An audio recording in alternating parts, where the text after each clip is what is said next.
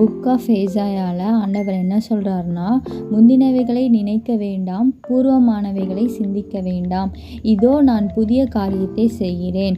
அதாவது நம்ம வாழ்க்கையில் பல விஷயங்கள் பாஸ்டில் நடந்திருக்கலாம். சில நேரங்களில் நாம் தவறு செஞ்சுருக்கலாம். சில நேரங்களில் தோல்வி, அவமானம், துன்பம் ஆகியவற்றை சந்தித்திருக்கலாம். ஆனால் தேவன் என்ன சொல்கிறார்னா, அந்த கடந்த காலத்திலே சிக்கி கிடக்காதே. ஏனெனில் தேவன் அங்கேயே முடித்து வைக்கவில்லை. அதனால்தான் தேவன் தொடர்ந்து சொல்கிறார், இதோ நான் புதிய காரியத்தை செய்ய போகிறேன். அதாவது நம்ம வாழ்க்கையில் புதிய ஆரம்பம், புதிய ஆசீர்வாதம், புதிய வழி தேவன் செய்ய போகிறார். அவர் வனாந்திரத்திலே வழியையும் அவாந்திர வெளியிலே ஆறுகளையும் உண்டாக்குன்னு சொல்லிக்கிறாரு. அதாவது வழி இல்லாத இடத்திலும் தேவன் வழி உண்டாக்குவார். அதனால் நம்ம கடந்த காலத்தை பிடித்து நிற்காமல் தேவன் செய்ய போகும் புதிய காரியத்தை நம்பி முன்னேற வேண்டும். கர்த்தர் ஒவ்வொருவருடைய வாழ்க்கையிலும் புதிய காரியம் செய்ய போகிறார்.